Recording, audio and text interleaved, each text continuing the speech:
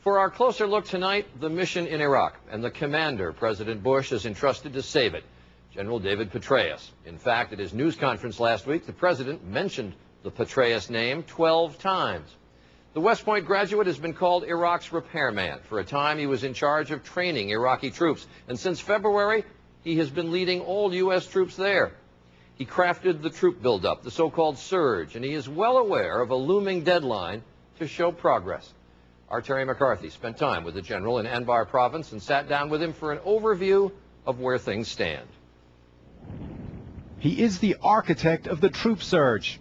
He knows better than anyone the cost in American lives. You know, you some days hate to look at the computers where you get this information and you get the updates during the course of a day. There's nothing that weighs more heavily on a commander than the news of casualties. Baghdad is particularly deadly. And if you're going to secure Baghdad, you have to get into the belts that surround Baghdad. That's where the car bomb factories are.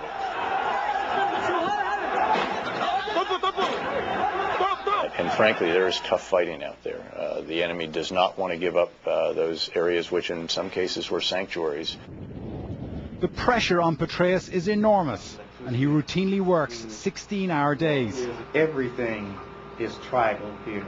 In a briefing with top commanders in Anbar province, Petraeus spoke of his concern about suicide bombers coming across the Syrian border to Baghdad. 60, 80 or a bit more foreign fighters transit through Syria in a given month, and you can do the math. That's a substantial number of sensational attacks. Everywhere we followed him on the airbase out in the desert in Anbar, Petraeus radiated urgency. No wonder. In September, he has to report to Congress on the progress of the surge. He calls that date a big rock in the rucksack. Are you happy with the rate of progress on the Iraqi political front? Look, I was impatient when it started in 2003, and I'm still impatient. I think everyone is impatient, including the Iraqi leaders.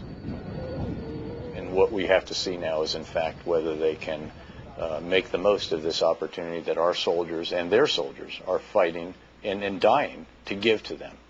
General Petraeus is using the full strength of the American military in this war, Charlie, but he also knows time is running out.